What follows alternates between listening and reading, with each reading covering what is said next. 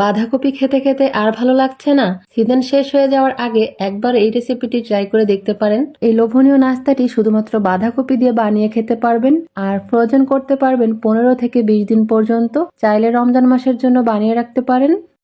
এখানে প্যানে 2 টেবিল চামচ সয়াবিন তেল দিয়ে দিলাম, তার মধ্যে একটা শুকনো মরিচ দিয়ে দিয়েছি, 1 চামচ আদা রসুন বাটা দিলাম, মাঝারি সাইজের একটা বাঁধাকপির অর্ধেকটা দিয়েছি, এখানে ছোট ছোট করে কেটে নিয়েছি আর ধুয়ে পরিষ্কার করে নিয়েছি। দিয়ে দিলাম হাফ চা চামচ লবণ আর ঝালের জন্য 5টা-6টা কাঁচামরিচ কেটে দিয়েছি। ঢাকনা দিয়ে ঢেকে এটাকে সিদ্ধ করে নিব।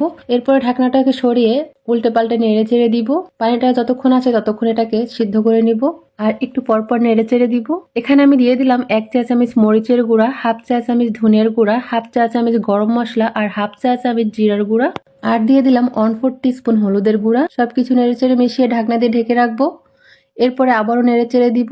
এইভাবে বাঁধাকপিটাকে আমি ভেজে নিয়েছি। এখন দিয়ে দিচ্ছি এখানে মাঝারি সাইজের 2টা আলু সিদ্ধ করে ম্যাশ করে নিয়েছি, সেটাই দিয়ে দিলাম। নেড়ে চেড়ে মিশিয়ে নিব। 1 মিনিটের মতো রান্না করে নিয়েছি। নামানোর আগে এখন এখানে কিছুটা ধনিয়া পাতা দিয়ে দিব। ধনিয়া পাতা দিয়ে আবারও নেড়ে চেড়ে মিশিয়ে চুলার উপর থেকে নামিয়ে নিব। নামিয়ে হালকা ঠান্ডা করে নিয়েছি। এখন এখান থেকে অল্প অল্প করে মিশ্রণ নিয়ে ছোট ছোট বলের মতো বানিয়ে নিব। এই যে এরকম এরকম করে সবগুলো নাস্তা বানিয়ে নিব। এই যে সবগুলো নাস্তা বানিয়ে নিয়েছি। এখানে নিলাম 1/4 কাপ আটা, সামান্য একটু লবণ, সামান্য একটু মরিচের গুঁড়া, 1 চামচ ধনিয়া পাতা দিয়ে পানি দিয়ে এটাকে মিশিয়ে একটা পাতলা মিশ্রণ তৈরি করে নিব। এই যে এরকম পাতলা হবে। আর এখানে নিয়েছি পাউরুটির গুঁড়ো, চাইলে বিস্কিটের গুঁড়ো নিতে পারেন বা ব্রেড ক্রাম্বসও নিতে পারেন। আটার মিশ্রণের মধ্যে প্রথমে চুবিয়ে নিব, তারপরে পাউরুটির গুঁড়ার মধ্যে গড়িয়ে নিব। আর এইভাবে সবগুলো নাস্তা আমি রেডি করে নিব। সবগুলো নাস্তা রেডি করে নিয়েছি। আর এই সময় চাইলে ফ্রোজেন করতে পারেন এয়ারটাইট বক্সে বা জিপার ব্যাগে। ফ্রোজেন করার আগে 30 মিনিটের জন্য বা 1 ঘন্টার জন্য ডিপ ফ্রিজে এটাকে রেখে একটু শক্ত করে নেবেন, তাহলে কিন্তু নাস্তাগুলো অনেকদিন ভালো থাকবে। নাহলে একটার সাথে একটা লেগে যাবে। আমার হাতে সময় কম, তাই আমি এমনিতেই রেখে দিলাম।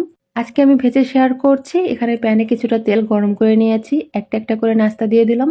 এখন বাজারে বাঁধাকপি কম দামে পাওয়া যায়, চাইলে কিন্তু অনেক বেশি করে বানিয়ে ডিপ ফ্রিজে সংরক্ষণ করে রাখতে পারেন। ইফতারের আগে ভেজে নিলেই হয়ে যাবে। এরপর পছন্দ মতো কালার চলে আসলে নামিয়ে নিব। ভাজার পরে কতটা লোভনীয় লাগছে। সবগুলোকে সেম ভাবে ভেজে নিয়েছি। আর এই নাস্তাগুলো ভিতরে নরম, উপরে অনেকটা ক্রিস্পি। একটা নাস্তা ভেঙে দেখায় যে কেমন হয়েছে, এই যে। আর কতটা লোভনীয় হয়েছে। এটা খেতে কিন্তু ভীষণ মজার হয়। বাজারে খুবই অল্প দামে বাঁধাকপি পাওয়া যায়, চাইলে কিন্তু অনেক বেশি করে বানাতে পারেন বা সন্ধ্যার নাস্তাও রাখতে পারেন। রেসিপি ভালো লাগলে একবার হলেও তৈরি করে দেখতে পারেন। আশা করি সবার কাছে খেতে ভালো লাগবে।